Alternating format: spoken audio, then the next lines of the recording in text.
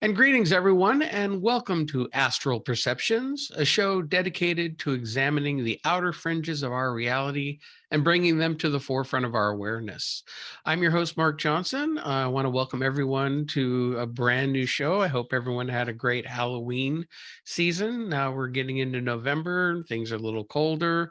Here in the Northeast, most of the leaves are already down, so winter is a coming.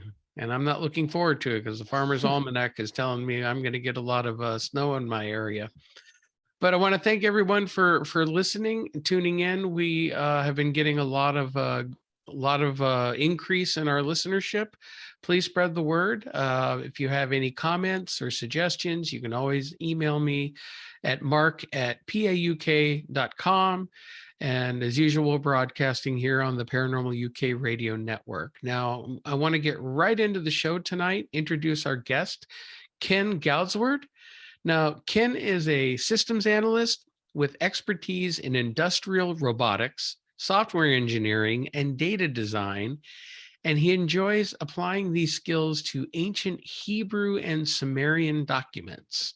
It's actually something that's right up my alley. He's the author of several books, including UFOs in the Bible, Magic in the Bible, and the Enuma Elish, the original text with brief commentary.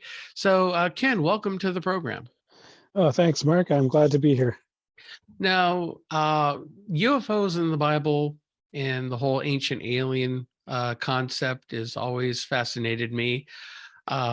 Love the History Channel show, even though I don't agree with everything that they have to say. But I've had the opportunity to interview quite a number of the people on that show over the years. They bring up some interesting ideas. And the Bible itself, in the old ancient Hebrew, especially the Old Testament Hebrew texts, when you look at them from a modern day perspective, there is a lot that can be looked at much differently than from a spiritual angle and more as a possible physical angle in dealing with higher intelligences or more advanced civilizations. So what got you interested in looking into that? Yeah.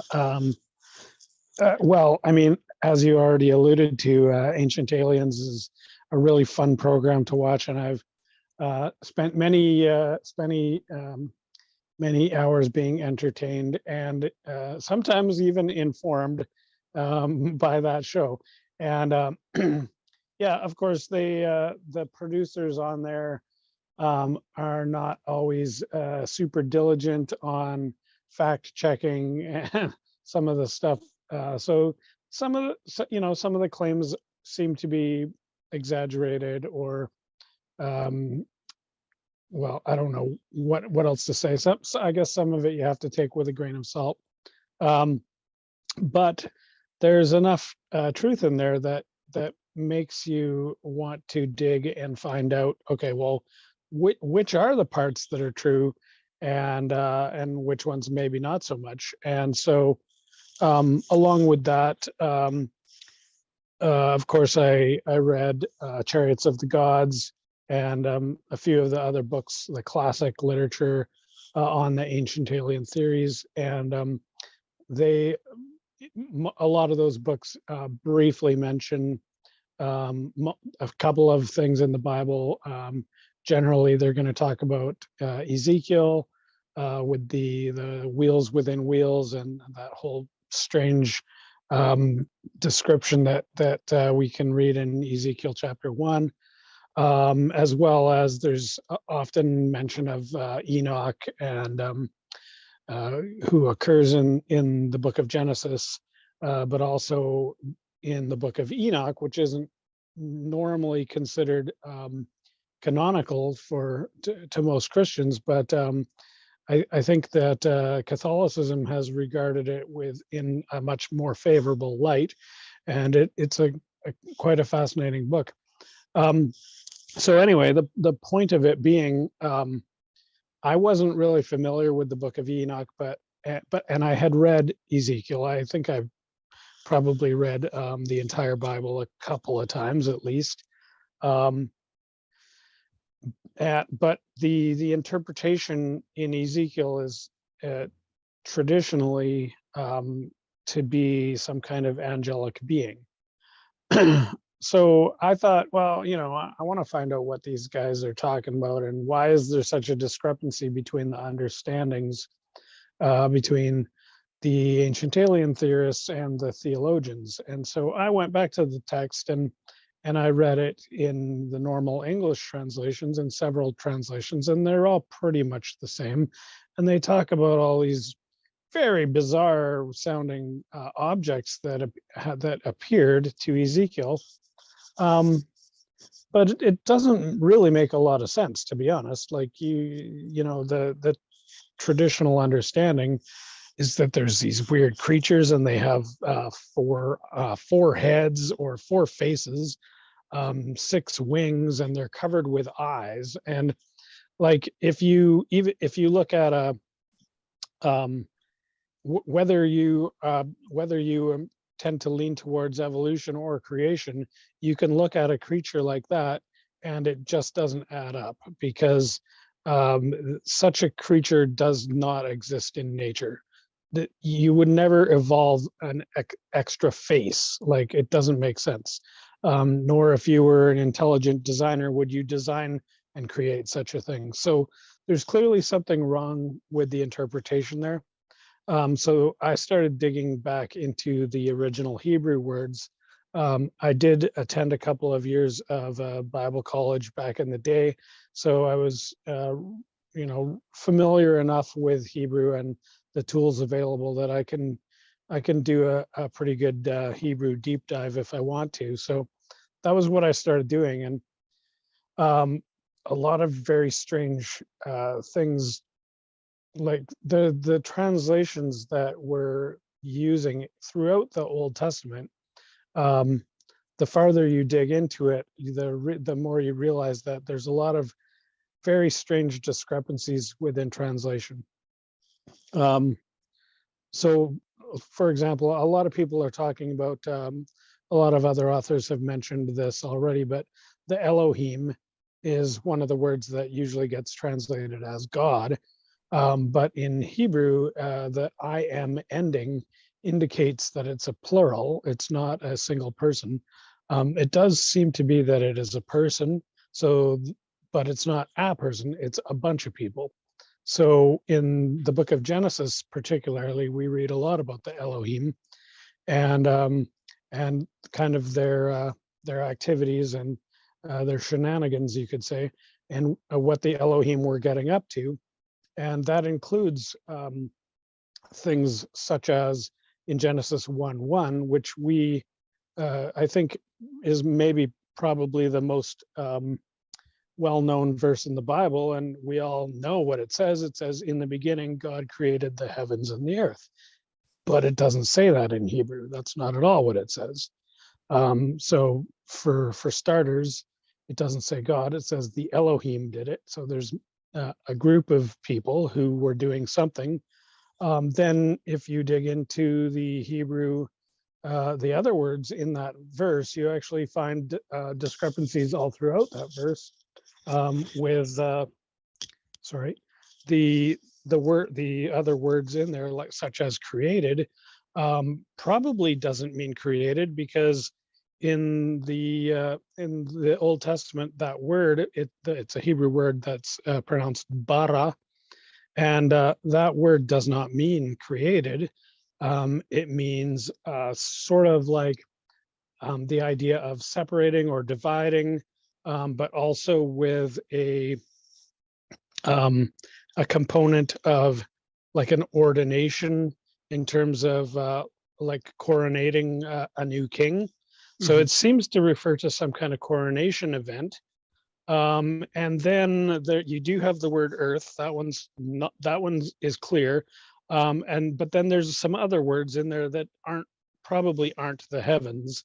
So it's even in that first verse, you come across at least 4 or 5 different translation errors. And to me, it probably is more accurate to read it as at the coronation, the Elohim divided the Mayim from the from Earth. So now it's like, well, what are the Mayim? And so there's all these different layers and layers of mysterious words in here, which I'm still following up on a lot of those leads. So my next book will be probably, well, maybe not my next book, but one of the books I'm working on is going to be focusing on the Mayim and who are they. Now, I was always already familiar with the concept of the Elohim actually having both singular and plural connotations. And if Yeah, you read Genesis, even most of the English translations, uh, here's a great example. Right after Adam and Eve ate of the forbidden fruit, and then they hid themselves, and then they said God was walking in the garden and he couldn't find them. And then when he talked to them, realized what he'd done, he was upset. He goes, now God is now man has become like us, and starts right. talking in this third person plural, which to me means that he's talking about the group, not just God himself. Yeah, exactly. And also in that verse that you're quoting there, you're basically, um, we've grown so used to just taking for granted what the English version says, but there I can almost, I don't know the specifics of that particular verse, but in most of my research, whenever you have a sentence that says, then he did such and such, usually the word he is nowhere to be found. Um, and so there's, we take for granted that English has these pronouns that we can expect to find, and is clearly delineated between subject and object. But that's not the case in Hebrew. A lot of times you will have a couple of verbs and something that you can assume is either an object or a subject, but it's not always as clear as we think it is. Now, a lot, especially in Genesis and even in some of Enoch, a lot of the stories in there actually are based on older Sumerian stories. Yeah, Everything from the Great Flood and with Noah, but Sumerian had almost an identical story that was much older. The character names were different, but it was the same story. right. Yeah. Um, So I'm actually working on a translation, or not a translation, but a paraphrase of the Atrahasis epic, which is another one of the Sumerian traditions. It's actually from the Akkadian language, which is so basically the traditional understanding is that Sumer gave way to Akkadian, and then Akkadian gave way to Babylonian. There's some debate about that, but nevertheless, it's it's a very ancient writing of the book, because the tablets themselves have been dated to around 600 BC, I believe it was, which is far older than any of the existing Hebrew texts that have survived. So did the Hebrews basically just pick up the folklore from the locals when they were in Babylon themselves during the captivity period, or did that story spread around the region? I think both are very likely, and probably both are true. Um, but yeah, the Atrahasis epic contains the flood story, as does the Epic of Gilgamesh. And the flood story actually shows up in almost anywhere you look, in any culture's mythology. There's always a flood story, um, usually ending in destruction and some kind of, a few people are saved, and often because they were warned by the gods. So yeah, that story rings true in parallels all throughout mythology.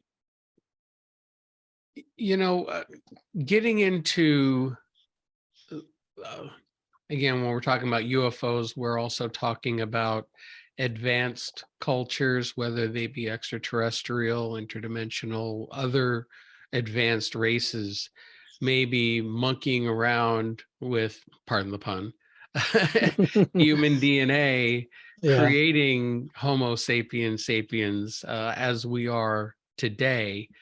And because the one thing with, especially with Genesis, is it talks about Adam and Eve being created. Um, and then they have their kids get Cain and Abel. Cain kills Abel, gets ran out of the garden with a mark on his head, and then he goes to live in a completely other land where, hey, there happens to be all these people. And he yeah. marries and he has his own lineage. It's like, wait, if they were the first, where did all these other people come from? Right. You know, So I think one thing that is very well hidden in Book of Genesis is that there is not simply one creation story. There's at least three, possibly up to seven different creation narratives. So um, you have to keep in mind that so the chapter 1 of Genesis is the typical 7 days of creation that we all learn in Sunday school. And then um, beginning a little bit into chapter 2, again, even we can't even get the chapter breaks right here. So but basically chapter 2 is the second story, and then we have the story of Adam and Eve, which is another completely separate story, and it actually says at the very beginning of the Adam and Eve story, it talks about what the earth was like before the Elohim decided to create Adam. And the description of what the earth was like there in the environment at that time does not match up with any of the 7 days of creation from the first chapter. So not only are they different stories, but they can't really jive together. But the concept of having to create man again is mirrored in the Sumerian texts. It's one of the main things that happen in the Enuma Elish, which I have a book on as well. And my reading of the Enuma Elish is a little bit non-standard as well, even though I don't go into I don't attempt to translate from Akkadian or Sumerian texts. A, I don't have access to the original texts, and B, I don't speak those languages, and I certainly don't claim to be an expert on those ancient languages other than Hebrew. But even with using the standard open source English translations of the Enuma Elish, I had a very different interpretation, which I do a little bit of. I kind of discuss it in my book in terms of like, here's the story. So I tell the normal English story the way everybody does, but I add a little bit of interpretation. And to me, what it's describing is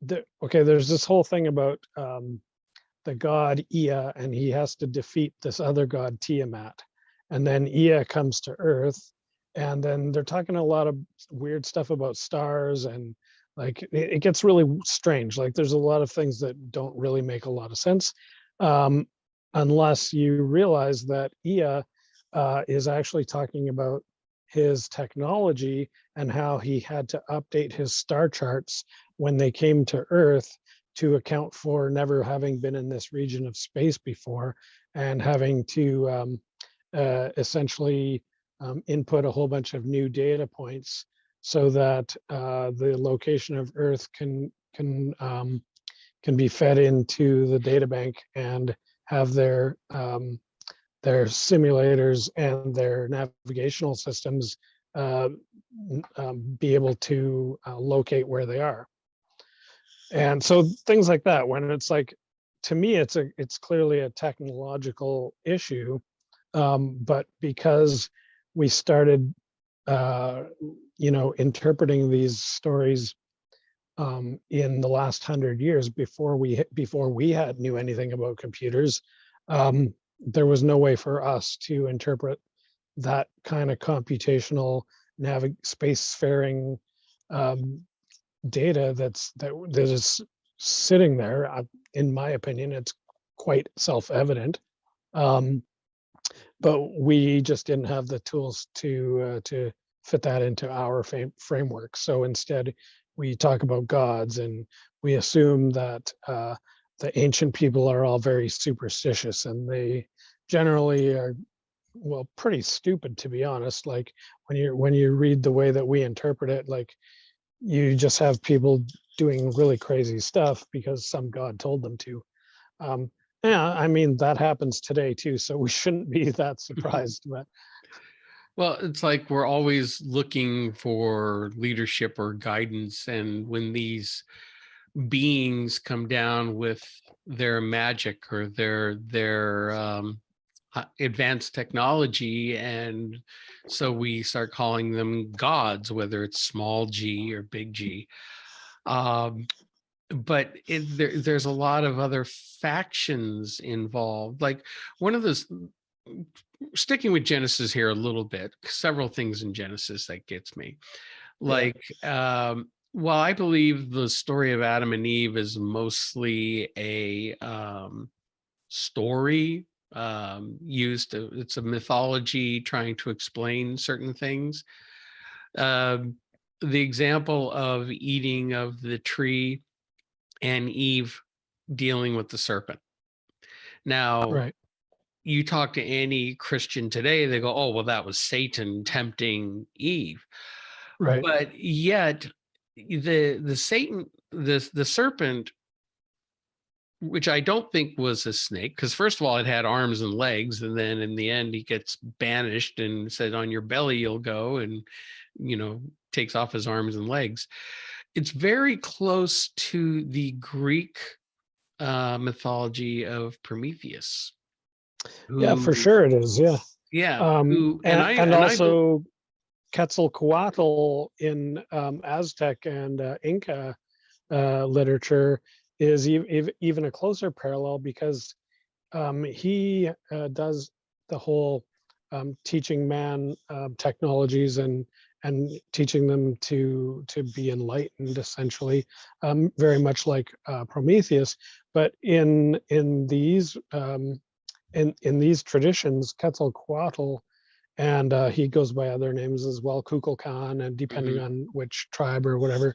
But he is depicted as, get this, a plumed serpent or a mhm. flying snake, or a feathered serpent sometimes. So what is that? Well, I mean, it sounds a lot like a dragon for one thing, but he also is depicted as coming down from the sky and teaching. So he's some kind of highly intelligent flying being. Um, Another really weird twist on that is that, I'll just throw this in. I have no idea if it's related or not, but it makes you wonder. Is that recently there's been a lot of evidence coming to light in the paleontology field that most, if not all, dinosaurs actually had feathers. Mhm. And so when you look at the bone structure of some of these dinosaurs, I mean, we already know that there's flying dinosaurs. We have Pterosaurus, and I can't remember some of the other ones, but it's I gotta wonder if some of the other dinosaurs that have not really been interpreted that way, if you attached really long feathers onto the tips of their hands, maybe they could fly too, right? So there's a lot of strange things going on with the whole serpent motif that Mhm. I don't think we're anywhere close to being able to understand. No, I think it was later culture, Christian culture, that really vilified the serpent in that story. I think that the serpent not being Satan, whatever it was, got a bad rap because it looked at humanity as being dumb, kept like more like, cattle, childlike, and Right. instead imbues them with knowledge and is punished for it, just like Right. Prometheus was Yeah. for giving man. And of course, the gods were all mad. Now you can look at the Sumerians with the Anunnaki, who supposedly created mankind to be a slave race to mine gold for them. That's the overly simplistic version. Yeah. So I there's a lot of I different. mean, I think that there's that in the if you just look at the Enuma Elish, which is kind of the book that I'm most familiar with of the Sumerian myths. There's no mention of gold in the Enuma Elish.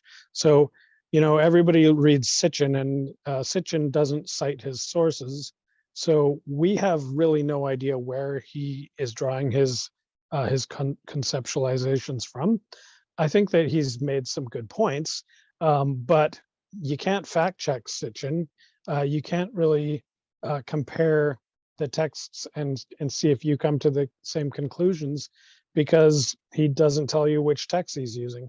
Mhm. So basically, I have to go, well, I'm going to basically not believe anything Sitchin said at this point, unless I can find it, and then I'll look at what he said about it. But there's nothing about gold or slavery really, even in the Enuma Elish. The Anunnaki do create the black-headed people, which we can assume are Homo sapiens, um, and they do that for basically, yes, they're creating workers, but it doesn't necessarily indicate that they're like treated poorly like we would think of as slave. They might just literally be um, like a new hire, or we need to hire a bunch of new people, and we're going to give them a lot of training, and maybe that training consists of DNA manipulation and expansion of the brain. Like, I don't know, like, did they actually treat them badly or not? I don't really like the term slavery there, um, and I certainly can't find any substantiation for the idea of gold mining. Although gold is an interesting thing that comes up again in mythology, and especially in archaeology, because if all of these societies were very interested in gold, and I mean, you don't have to look too far to find that that's definitely true. Whether it's in Egypt or in South America, there's just gold everywhere. Um, and the humans using this gold were very skilled at making beautiful, almost anything they could make out of gold. Um, and it makes you wonder why they had such, like, how, especially look at the pre-Mayan, pre-Aztec civilizations. Like, gold had been in use in South America for a long time, not just like um, the dates that we have for the Mayan ruins in Mexico and elsewhere in South America, I don't think add up, because there's a big question of if they had only been around for a couple hundred years before Columbus, how did they accumulate such a massive wealth and skill set in terms of working with gold? Uh, and then a couple other questions, like, why did they say that they didn't build any of the pyramids that were there? I'm speaking of the Inca, particularly here, where the Inca explicitly told the conquistadors, "Oh, we don't know who built this stuff." They didn't have tools. They didn't have uh, any kind of stone cutting skills, really. I mean, a little bit, but like, in terms of compared to what the more modern people there were using for stone cutting technology and stone building, it was a far cry from the more advanced um, megalithic structures that we see underneath the Incan buildings, which, as far as they're telling us, they've been there for since time immemorial. So again, you have this, the standard status quo that, oh, this is a Mayan ruin. Well, or is it something that the Mayans were using because they inherited it from somewhere else? Well, the same with the Aztec. I've been following Brian Forrester's work. I don't know if you're familiar with him, and Yeah, the work he's been doing down in Peru and actually all over the world. And as he's pointed out, in sites like Tiwanaku, Pumapunku, and other sites in the region where the older megalithic structures, which were made with such precision and such huge blocks that we could barely move today. Pumapunku, especially, I'm fascinated with the laser like cutting of these rocks. That andesite, which is incredibly hard, copper tools aren't going to be cutting it, especially the drill holes they had, all this machining. And yet later, when the Incas came, they built on top of it. And you could actually watch the progression over time of the building materials and stonework becoming poorer and poorer and poorer. yeah, So it's like yeah, we had technology and that knowledge was being lost over the centuries. yeah, Uh, exactly. and they And there's even, at least three different layers, like where it's a dramatically different style with dramatically different technology. Um, and yeah, it's very easy to see in Peru, in the city of Cusco, just walking down the street.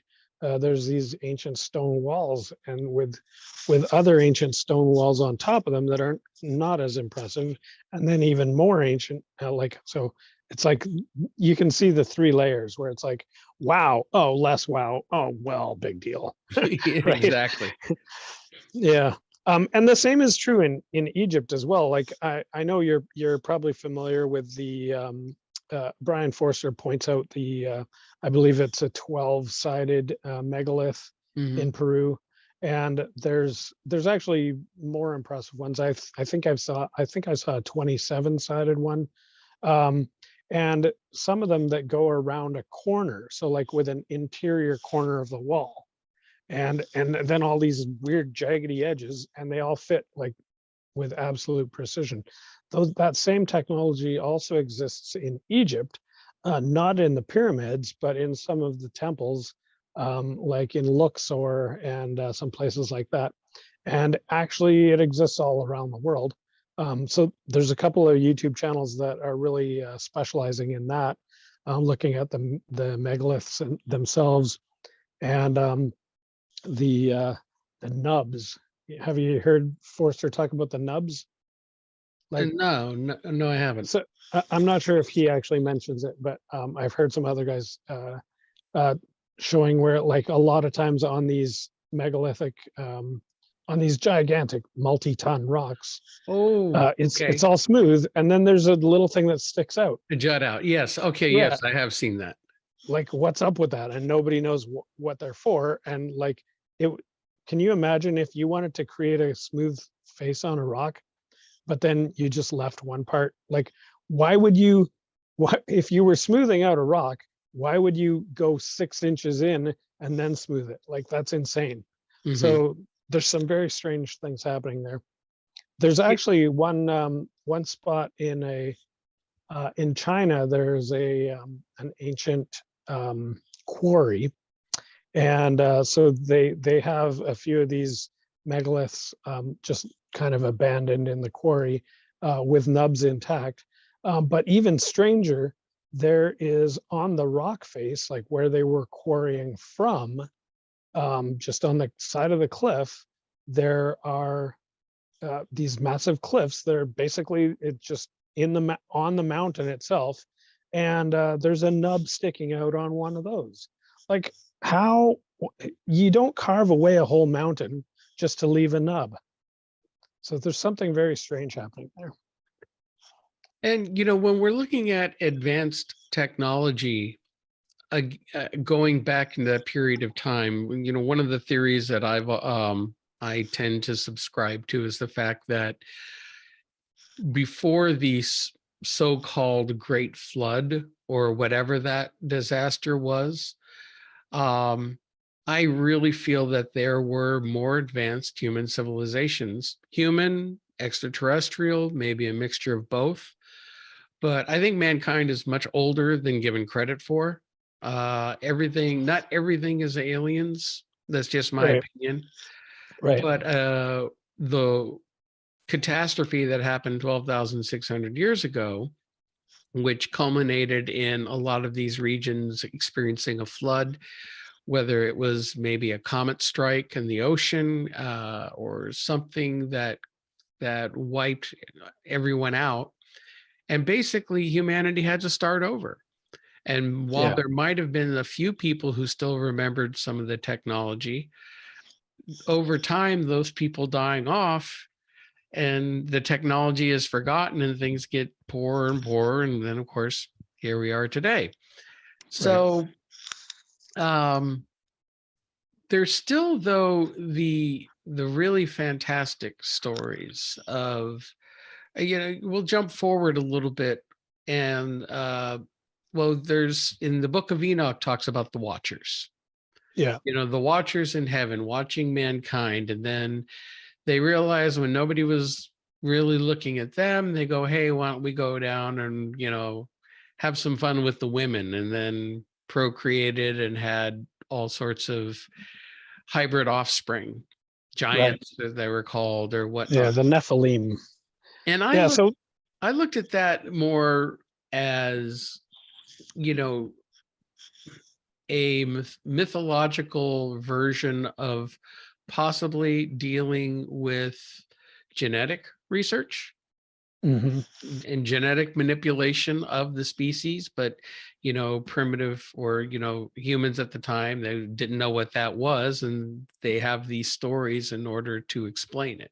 I mean, Yeah, what's your for thought? sure. I think that that is probably the most reasonable explanation. Um, I mean, there's other ways that it can be interpreted, but they require very extra dimensional, supernatural things, whereas the alien theory is a lot simpler because all it needs is there were people on a different planet. So what's the more I guess if you were using Occam's razor, aliens is way simpler than multidimensional gods and supernatural whatever is happening here. But I I want to jump on to one thing that you because you brought up the Nephilim, and I think in Genesis 6 there's a lot of very interesting clues here. So basically it says.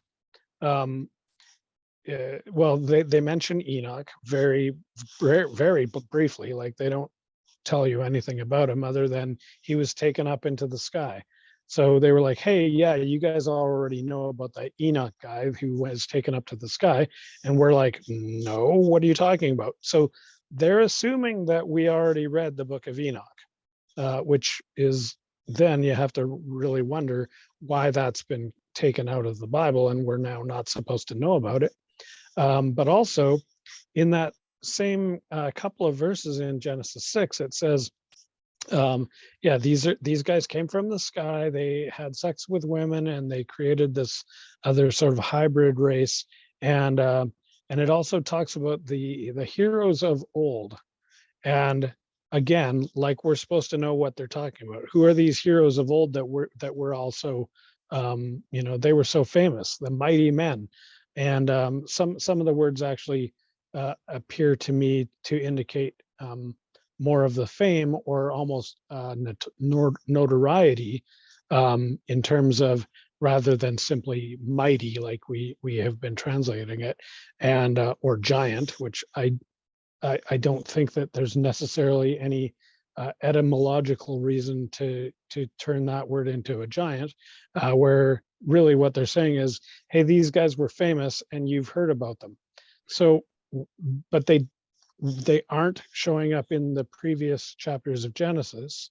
So they're showing up from some other text that we're supposed to know about. which is very highly likely to be the stories that we hear in the Sumerian text. So it's quite possible that when Genesis 6 talks about these mighty men of old, they're talking about the Anunnaki, or they're talking about Gilgamesh, or some of these other heroes um, who happened before the time of Genesis 6. So now that brings into question some of the timelines as well, because if Genesis 6 happened after the Sumerian stories, then the first 5 chapters of Genesis have to cover thousands of years rather than hundreds. But yeah, it's kind of interesting there. Well, let's jump forward to the era of Moses. Yeah. Now, when the Israelites, there's several things that go on there that I'm fascinated with. Going back to when we talk about the Elohim and the whole plurality, and that there's a group of people. Then let's say you have Moses going up getting the 10 commandments, and what's the first commandment? Thou shalt have no other gods before me, because I'm a jealous God. Okay. Right. Did not come out and say, hey, I'm the only one. There are no other Yeah. gods. It says, no, I want you to worship me. And that particular God that the Moses and the Israelites dealt with for so many years was, pardon my language, and I'm going to get away with it on my show, was kind of a prick. Yeah. Killing people left and right who didn't, obey him. You're very narcissistic. But when they talk about all of these offerings coming in and bringing these burnt offerings, and almost sounds like a banquet, like they're feeding Absolutely. a Absolutely. physical being. You have the pillar of smoke and pillar of fire leading them on their journey, which is easily could be a UFO. How many UFO reports nowadays show UFOs hiding in clouds? And then at night they light up. So that is probably one of the first real UFO encounters mentioned in the early Bible. If you don't include Mount Hebron being engulfed in the cloud, and when Moses is talking to God, the burning bush could be a UFO. Yeah. I mean, for sure. So in my book, I specifically talk about 45 different events. A number of them have to do with Moses and the Exodus story, but I'm talking about separate things. So there was 113 different people named in the Bible. Well, maybe not named necessarily. I think the 113 includes the 75, which I'll talk about in a second. But so 113 minus 75, that's about close to 40. So even if we ignore those guys, we've got 40 different people who are named as heroes in the Bible, who had UFO encounters, and it goes all the way back. Depending, some of the earlier ones are difficult to determine, but yeah, certainly once you hit Moses and then into the prophets, their descriptions match up very closely to modern day descriptions of flying saucers and rockets and various other types of technologies.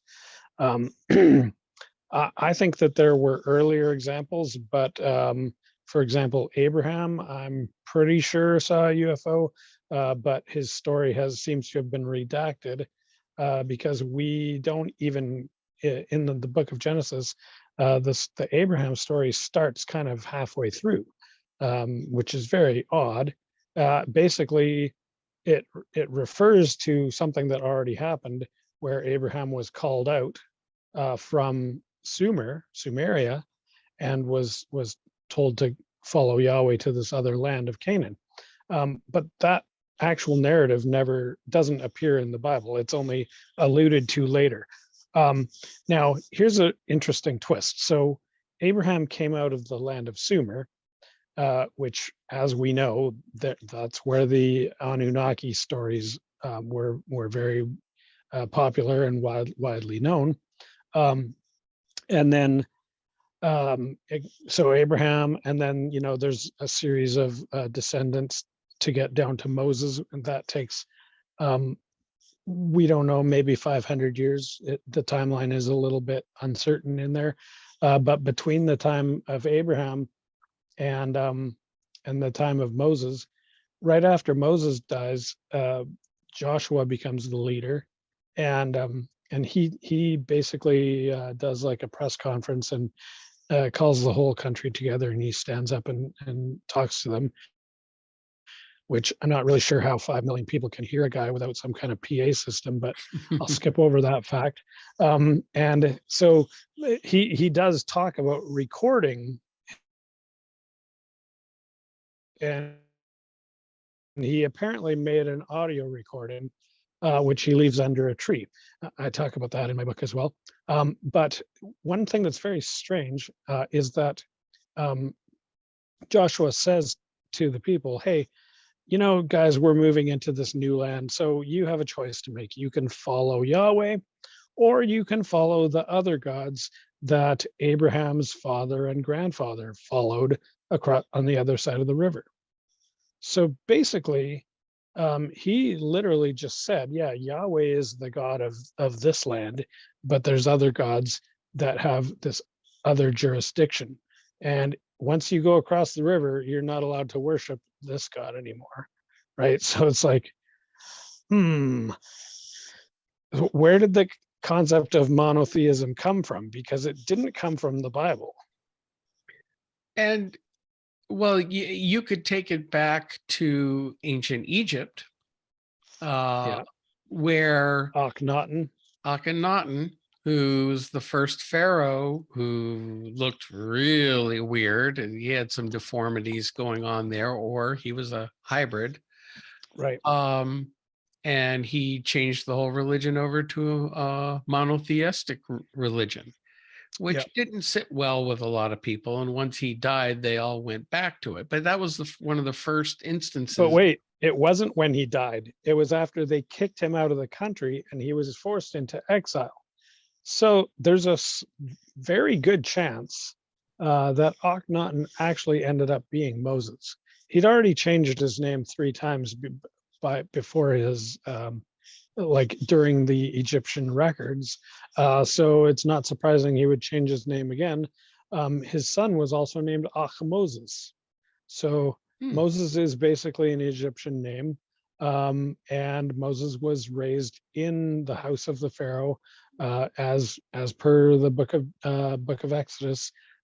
We already know that when Moses was a little baby, he was basically adopted by the Pharaoh. So Moses lived in the house of the Pharaoh and would have been trained in Egyptian magic and Egyptian religion and all that. Like, they didn't really have different categories. They just said, here's your training, and they didn't make a separation between religion and science and mathematics and astronomy and magic.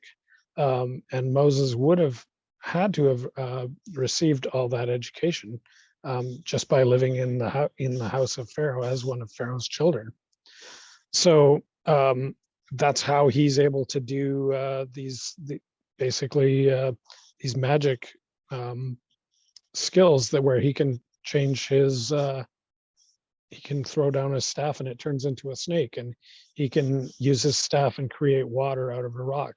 So it's quite fascinating. There's a book I want to recommend by a guy named Jonathan Perrin. His book is called Moses Restored, and it's a big fat book that does, in my opinion, a very highly believable in terms of making the case that Moses is the same person as Akhenaten. Jonathan Perrin is certainly not the first person to make this case. Actually, the well-known psychoanalyst Freud was interested in that, and he wrote a book on that as well. But again, he didn't invent it. The idea has been around for a long time. It's fascinating, and again, this is where I think a lot of what's in the Hebrew Bible comes from other oral traditions or other religions that are much older. And Yeah. Oh, let's talk about the snake again for a second, because with Moses, we have a lot of snake motifs happening. So Moses turns his rod into a snake, but also Moses um, creates a bronze snake and holds it on a pole, which mhm, already violates the first commandment and the I forget which number it is about not making a graven image. So mhm. he's already breaking at least two commandments to make that snake. And then he creates the snake and holds it up, and the people get well. So somehow he's got a magic healing snake. Um, like that does not jive with the image as the serpent as Satan. Mm. Um, and certainly there were early even early Christian groups.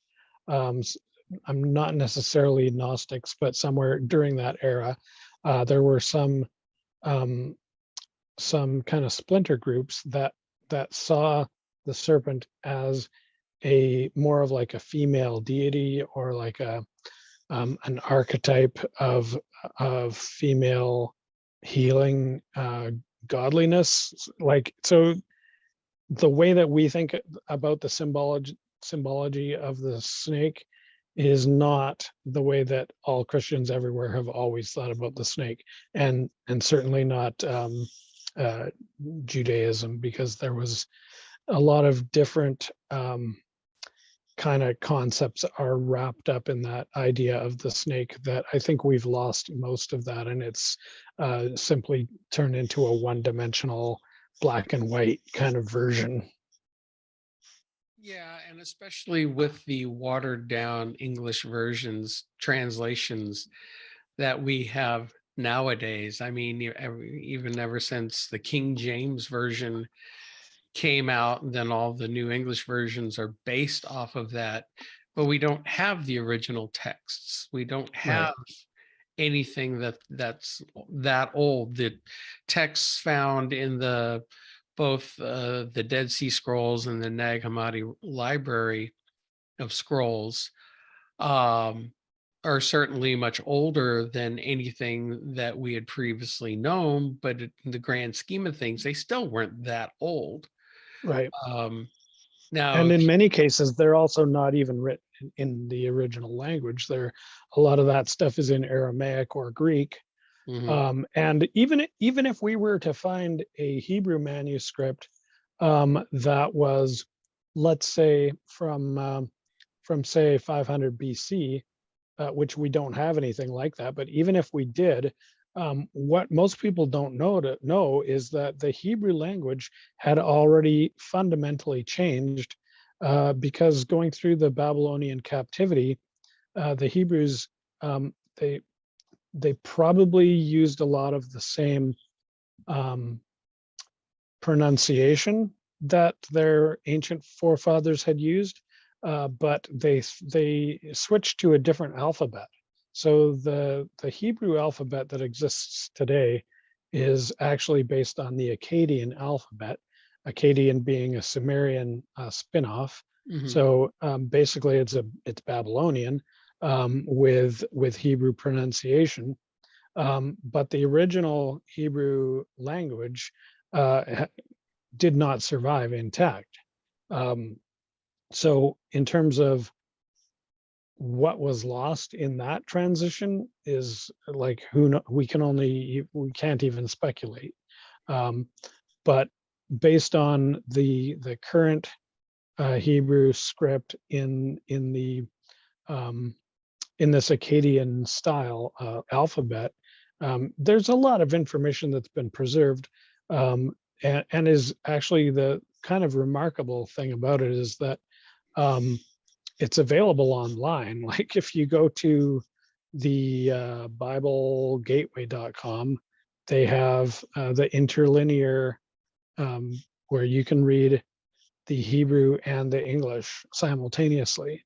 And it all ties in with Strong's Concordance, and which is a remarkable thing. Like Strong, just the fact that that guy Strong made a concordance that lists every single word in Hebrew, um, and cross references, like that's the only way that I've been able to do any kind of interpretation in terms of oh, here's a word, what does it mean? Well, here's what they say it means in this verse, but in these 500 other verses, why does it mean something totally different? Mhm. So that tool is immensely powerful. um, I don't think such a thing exists for any of the Sumerian, Babylonian, and Akkadian languages, but if somebody were to have the inclination to put in that kind of time that Strong devoted his life to do, imagine how what kind of power we could have. Hell, if they did that for hieroglyphics, and like if we had a tool that had all the different languages cross-reference like that, that would be Mhm. amazing. Yeah, as long as that's the problem, is a lot of these translating these old languages was up to interpretation, and Mhm. language has changed. I mean, if you look at English, our modern English, compare that to other languages around the world. Uh, Right. we speak backwards Yeah. compared to a lot of other, especially a lot of the Latin languages. Anything, even something as simple as Spanish. Yeah.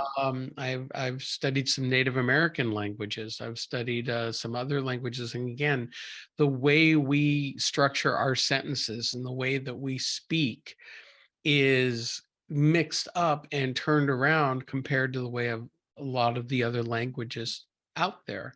So when you're trying to translate a document, and again, the meanings of words changing, or they may not know exactly what it means. I mean, I've read older versions of the Bible when I was younger compared to what's available now, and I see the massive changes in the structure of the language and how it's not like what I read before. And that's only been within the last 40 something years. Right. What's Right. it been like over the last couple of 100 years? And English, of course, being a relatively newer language.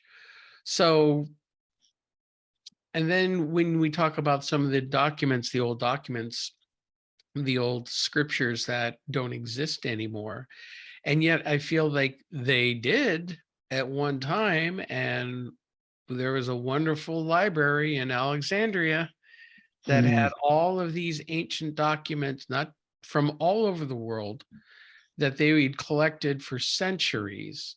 And yet, the early Christian church burned it to the ground because there was a threat to them.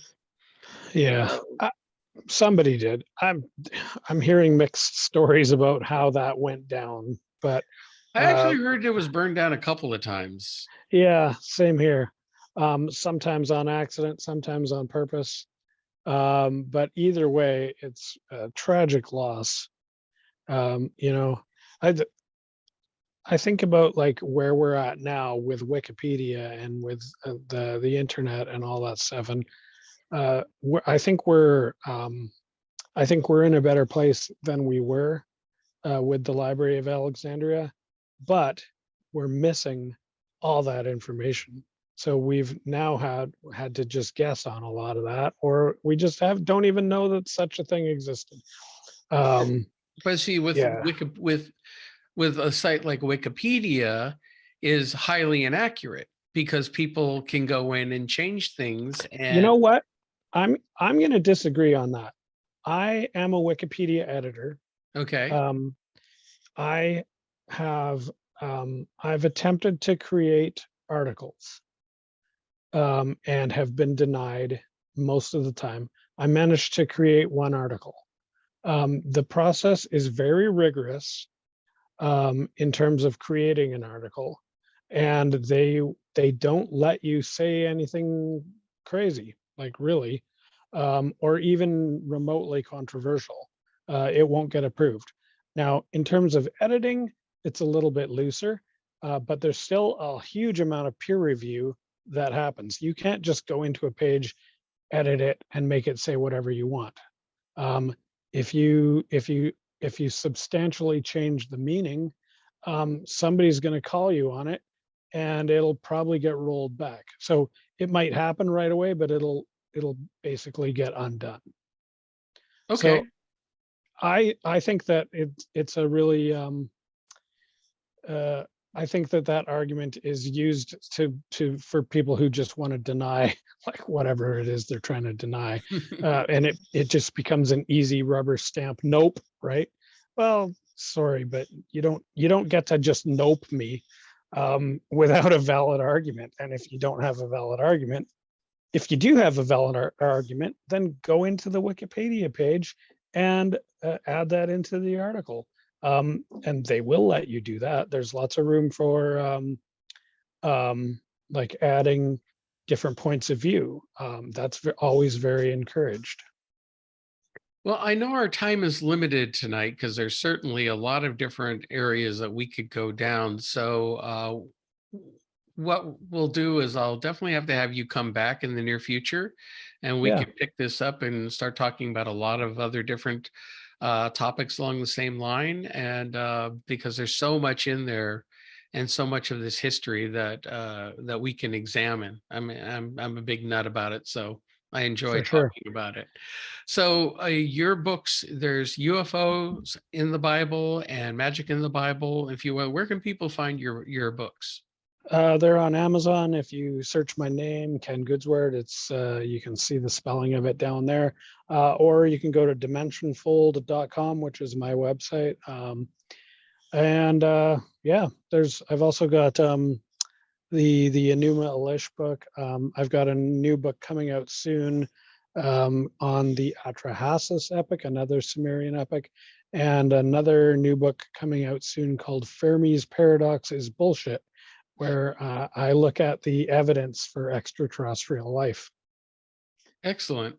Oh, Ken, thank you very much for coming on the program tonight. This has been a lot of fun, and we'll definitely have to pick it up again in the near future. For sure. Thanks for having me, Mark.